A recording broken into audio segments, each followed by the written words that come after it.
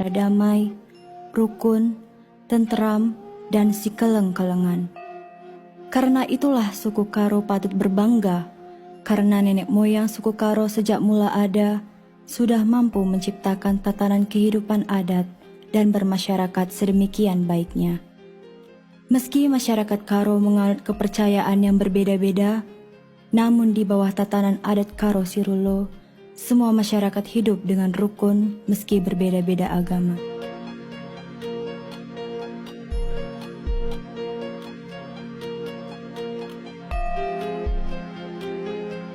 Meski terlahir dan bertumbuh di dataran tinggi di Kabupaten Karo saat ini, namun masyarakat Karo adalah suku petualang. Di saat negara Indonesia belum ada, banyak masyarakat Karo menyebar ke berbagai daerah di Sumatera Utara. Bukan sebagai pendatang yang menumpang hidup dari belas kasihan penduduk setempat, tapi orang Karo bahkan turut membangun peradaban dan menjadi raja di tempat itu. Contoh saja di Deli Serdang, orang Karo dari pegunungan turun ke Deli Serdang membangun 4 kerajaan di sana, yang akhirnya bersama-sama turut membangun Kesultanan Deli yang masih ada saat ini.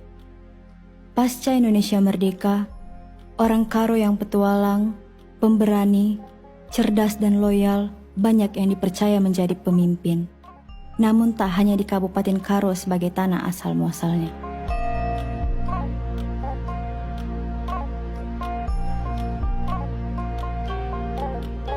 Lalu bagaimana saat ini? Ada banyak SMA unggulan yang dikategorikan terbaik di Sumatera Utara. Dari sekolah itu diciptakan bibit unggul untuk dibentuk di perguruan tinggi yang kelak menjadi jenderal, pejabat negara, CEO, pengusaha, ilmuwan, dan engineer yang akan menciptakan teknologi. Tapi tak satu pun sekolah itu berada di Kabupaten Karo saat ini. Apa yang salah dengan ini? Kapan kita akan menciptakan SDM-SDM unggul untuk bersaing menjadi calon-calon intelektual di perguruan tinggi besar di Indonesia dan luar negeri? SDM-SDM unggul yang akan mampu membangun tanah Karo menjadi jauh lebih maju, serta mengharumkan nama Karo di luar sana. Mari kita renungkan sejenak. Di tepi sungai Deli di pusat kota Medan, tugu seorang putra Karo berdiri gagah di sana. Ya, Guru Patimpu Sembiring Pelawi namanya, yang turun dari gunung lalu membangun kota Medan yang kini menjadi kota ketiga terbesar di Indonesia. Tapi pernahkah orang Karo menjadi pemimpin di kota Medan yang dibangun oleh putra dari bumi Turang itu?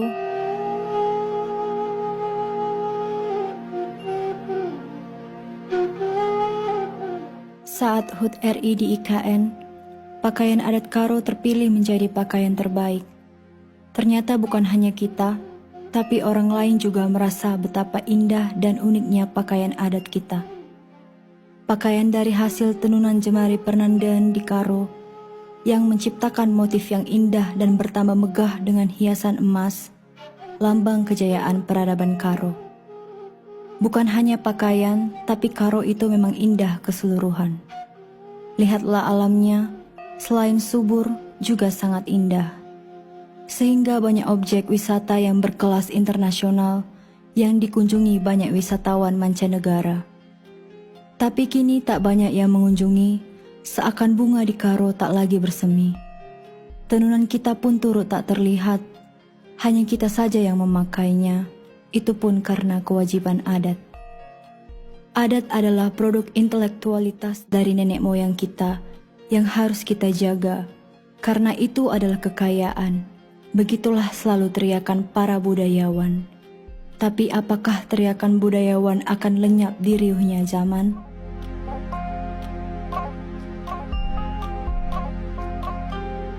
Tanah Karo Simalem di Kabupaten Karo sangat subur.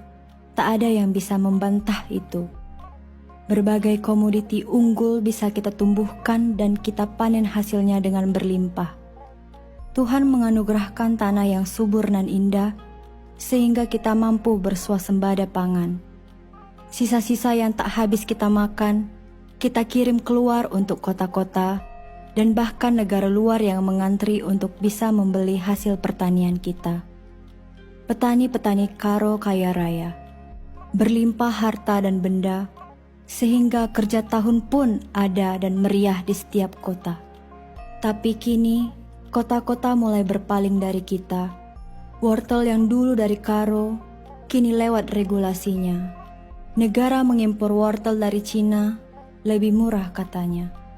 Sekarang wortel, mungkin besok akan bertambah dan menyasar ke cabai, kentang, sayur mayur, dan jeruk beras tagi yang selalu kita banggakan itu. Di mana salahnya? Tidak hanya di Sumatera Utara, orang Karo yang petualang kini ada di mana-mana. Bahkan banyak yang berdiaspora di seluruh dunia. Lahir jauh dari Karo, tapi di tubuhnya masih mengalir darah Karo yang mersik dan bisa itu. Banyak yang menjadi orang besar dan berpengaruh. Banyak juga yang awalnya merantau untuk mengejar pendidikan, namun kini sukses berkarya di luar sana. Bahkan, merekalah yang dulu diberangkatkan dengan upah-upah manuk sangkep dan siraman beras piher, agar kelak menjadi orang besar di perantauan dan berguna bagi kampung halaman. Tak adakah yang berkeinginan membangun kampung halaman? Karo sedang tidak baik-baik saja.